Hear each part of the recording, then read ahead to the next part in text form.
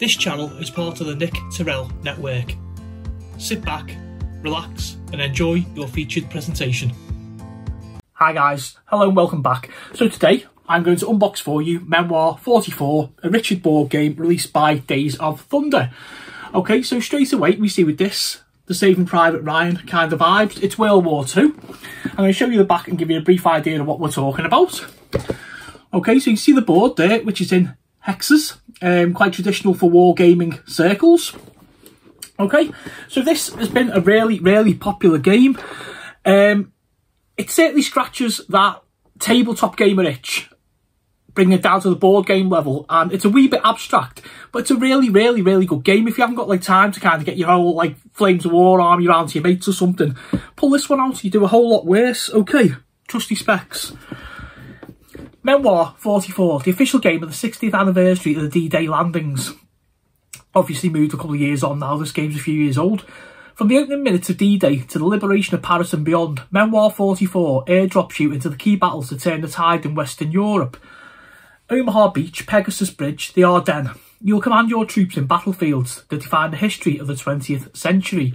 Memoir 44 is a unique historical game where players face off in over a dozen World War II battles on an oversized hex game board. Each battle scenario mimics the historical terrain, troop placement and objectives of each army. Deploying his forces through a variety of command and tactic cards, the smart commander uses the unique skills of his units, infantry, paratrooper, tank, artillery and resistance fighters to its greatest strength. Easy to learn and fast-paced, Memoir 44 requires strategic card play, timely dice rolling and an aggressive yet flexible battle plan to achieve victory. Okay, so it says 2 to 8 team play. It's predominantly a two-player game, but there are expansions that you can put different boards together and have I think it's an Overlord and have like sort of 4-on-4. That'd be really fun to do, maybe like a D-Day scenario. Age 8+, I played this with my son when he was about 7 or 8 and he got it. 30 to 60 minutes, usually in the region of about 3/4 of an hour, depending upon your battle. Okay, so let's open the box. There is a list also of all the stuff on the back, but we are going to see that, okay? So, we have quite a thick rule book. Rules and battle scenarios. Let's put that there for now. We have the board, which I will show you in a moment. And then we have 2 stacks of tiles. These go over your board and they're reversible and they do all sorts of different things like sort of forests and hills and that kind of thing to denote your terrain.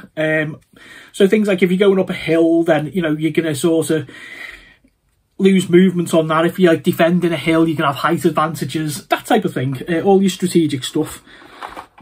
We have a quite nice thick deck of cards, command cards. So just as an example, if you have a look there, you can see the battlefield broken into thirds and with a little green middle part. So that means you can use this order only in the middle part of the board, which is marked off with little dotted lines for you. So it adds that little bit of strategy for you. So this is probe. Issue an order to 2 units in the centre. Okay, give you another random one. Firefight. Lovely art on them as well. Issue an order to 4 units to open fire. Units in a firefight may not be adjacent to an enemy unit and may not move. Firefighting units roll 1 additional die. So you get the idea. You're kind of playing your deck of cards out. You're doing like your little orders and stuff. There's a few more little tokens in here. Like looks like bridges and stuff like that. Various little unit tokens for like the various paras and where are we? I think we've got the Rangers in there and stuff like that. Little bunker, just trying to keep it all interesting for you, and a little bridge, that kind of thing. So what you're doing basically, I'll tell you what I'm going to do. I'm going to show you the board and then that'll basically reinforce my point. Let's open this up. This is nice, it's actually double-sided, okay? And as per usual in these reviews, I end up getting lost behind boards. So your first board is a beachhead landing. So you see the water there, with like your water-based units, like your rafts and that, your beach, and then obviously your inland. And on the bottom, you'll see little medal spaces. Okay, and what they are is basically, if I defeat one of your units denoted by your soldiers or your tanks, then you take a token and you put that on your victory dial. As soon as your dial gets, I think it's 5, then you win, regardless of the scenario. So, having a look there, you can see the different tiles. So if I was to turn around and put, like, say, a hill there, like that, then you can see, like, how the map is going to be sort of, you know, more interesting. Like a little bridge there, for instance, and stuff like that. So your objective may be sort of to take the bridge or to do that. The other side of the board is just a clear green side. Where are we? So that can denote pretty much any battle in Normandy or anything like that at all. That there. I love these unboxings. It's been a while since I've done them, and all of a sudden, like, everything's everywhere. This box, I mean, let me show you the box there. I'll try and say too much. There's quite a lot of content in there. Okay, so let's start off. So I have these little stands where, when you get your cards, you put, like, your cards along them. So, like, only you will see your order row. So you have a brief idea what you're going to do, hopefully in advance. We have a bag of dice. So you see various symbols on them. So if you roll like the soldier one, then that's like a hit for a soldier. If you hit a tank, it's like a hit on a tank. The grenade, I'm not sure. It's been a long time since I played. That might be a wild. You got various other ones like little stars and stuff like that. So what you do, like, you roll your dice for each unit. You might have, like, say, 4 soldiers, so you'd roll 4 dice. My guys are in one hex, yours are in the other. I'm shooting at you. Work out your line of sight, that kind of thing. Roll your dice, get your hits, take the stuff off, move on. It really is the Command and Conquers? Command and Colours system. A really nice, smooth system. Okay? So, we have another bag. These are my bags, by the way. The box just comes with everything thrown in. And then we have various little knickknacks in here. So I'm going to tip one of these out. I'm not going to do both because you get the Allies and you've got the Axis. Basically your Americans and your Germans, if I'm allowed to say that. But, you know, hey, we're talking about a historic situation. So you got a few of these.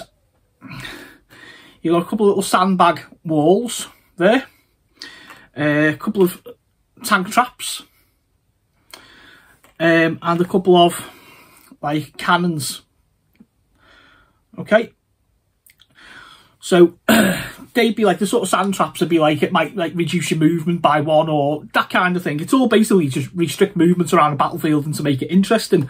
So we've got an identical set of those in grey there for the Germans. Okay. We have a big bag of tanks. Anybody who's a war gamer, away from board gamer, will love these. Okay. So I'm presuming these are supposed to represent Sherman tanks. There we go. So they're nice little board pieces. This game looks absolutely lovely when it's actually set up as well, you know, because of, like, that aesthetic. And last of all, we have our troops. It really is like playing a little game of soldiers when you were a kid. There you go. There are the little soldier troop models. So I say what you do is you read your scenario and basically set up all the units, all the scenery, know what your objectives are, take that bridge or do such and such.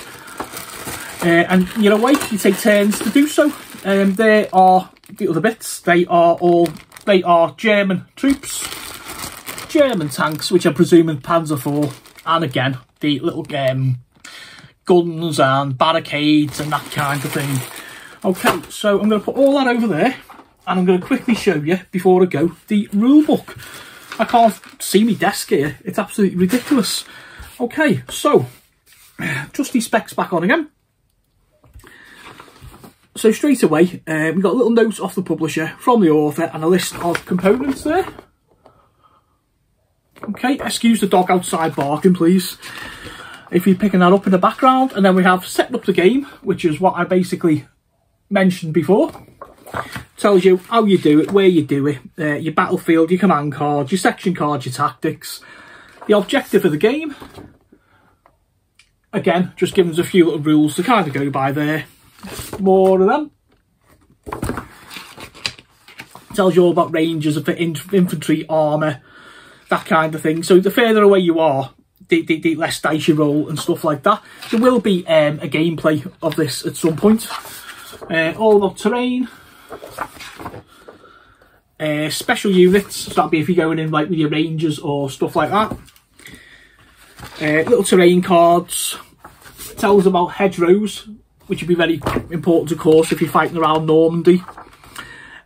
All about the bunkers, the hedgehogs, that's those little tank barriers, sandbags, wire, and an appendix for team play, Overlord, that's the big one. Young generals, so how you play it with younger kids, and additional scenarios there. As I say, I played this with my lad when he was a lot younger, and he got it. You're basically moving toy soldiers and tanks around the battlefield throwing dice. It's what's not to like. Okay, it tells us how to read a scenario. Here, it tells us what we need and everything. And there is an example of the first scenario, Pegasus Bridge, June the 6th, 1944. And it gives you a little bit of historical background. Tells you what the Axis player takes, what the Allied player takes, and the conditions of victory. I'm not going to go any further than that. There's just a load more scenarios: Sword Beach, Omaha Beach, Operation Cobra, and many others, Deliberation of Paris. So yeah, that is the rulebook there. So straight away I remember the rulebook being quite user-friendly, which is important in these things. Yeah, I say my experience of playing this game, I really like it. I say the command and colours system works really, really well. You've got a card, you play that card, you move up that section of the battlefield, your left flank, your right flank, or the centre. Where you can get caught out is if you haven't got like, I've had a situation where I've had like sort of only left side cards, and I've got nothing on the left, so I've had to sort of pass, you know. But overall, I think it does that ideal. It definitely itches that like sort of World War II scratch. You will see at some point in the future a gameplay of this one. I hope that has been a nice little insight into a really wonderful little board game. Leave me your comments below. If you haven't already, please hit that subscribe button, like, share, and leave me a comment below. Okay, this was Memoir 44. I'm Nick, this is Chits, and I'll see you next time. Be sure to hit that subscribe button and join the TNTN network today.